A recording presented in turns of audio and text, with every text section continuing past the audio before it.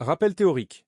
HTTP Hypertext Transfer Protocol est un protocole de la couche application, couche 7 du modèle OSI, qui fonctionne en mode requête-réponse.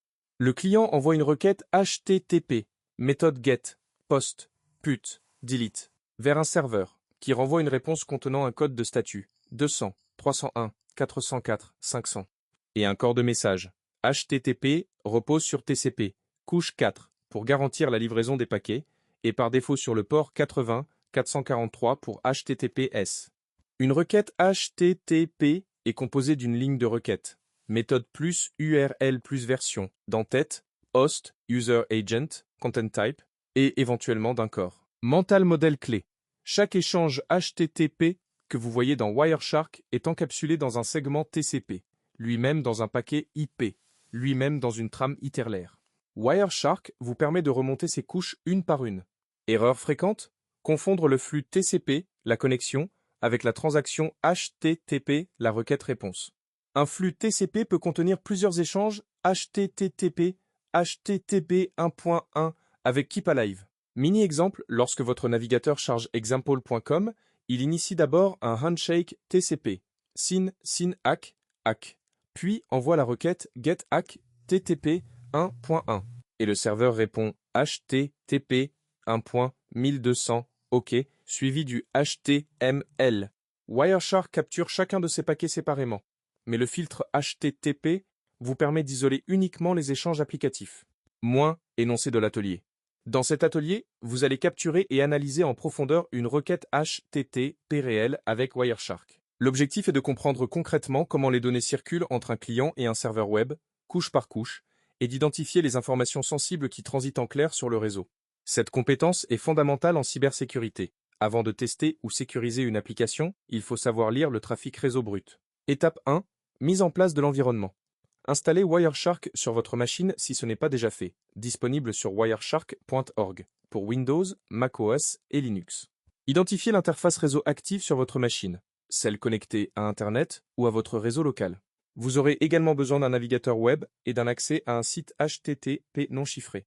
Pour garantir un site en HTTP pur, sans réaction HTTPS, utilisez l'un des sites de test suivants, neverssl.com ou httpforever.com. Ces sites sont maintenus précisément pour les tests réseau et ne redirigent pas vers HTTPS.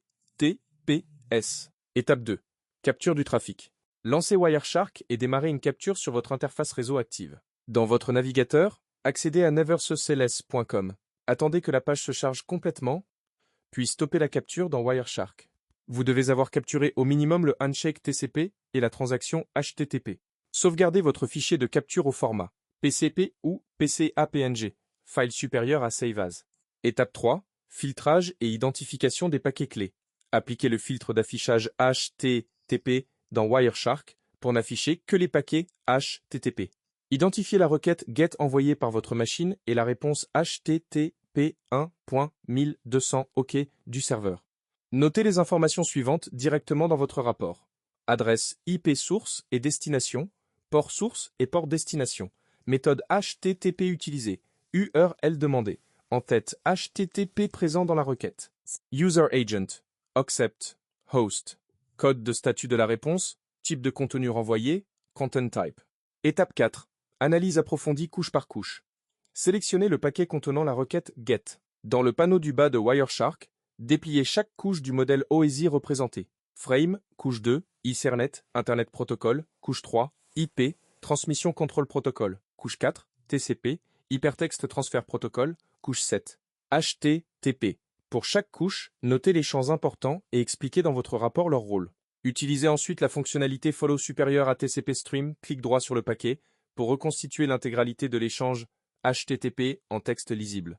Identifiez ce qui est transmis en clair et réfléchissez aux implications pour la sécurité. Étape 5. Simulation d'un formulaire POST, données sensibles.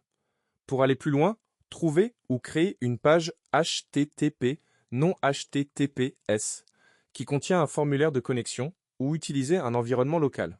Vous pouvez déployer rapidement un serveur HTTP local avec Python, Python 3m http.server 8080. Et créer un fichier HTML contenant un formulaire avec des champs username et password en méthode POST. Remplissez le formulaire et soumettez-le pendant une capture Wireshark. Retrouvez le paquet poste dans Wireshark et observez que les données du formulaire, identifiant, apparaissent en clair dans la charge utile HTTP. Documentez cette observation dans votre rapport avec une capture d'écran annotée. Merci d'avoir... Étape 6. Rédaction du rapport d'analyse. Rédigez un rapport structuré, format PDF ou Markdown, contenant un résumé de la topologie réseau observée, adresse IP, port, les captures d'écran annotées des paquets clés, l'analyse couche par couche du paquet GET, la reconstitution du flux TCP via follow TCP stream, l'observation des données POST en clair et ses implications de sécurité. Et une conclusion personnelle sur les risques liés à HTTP non chiffré dans un contexte professionnel.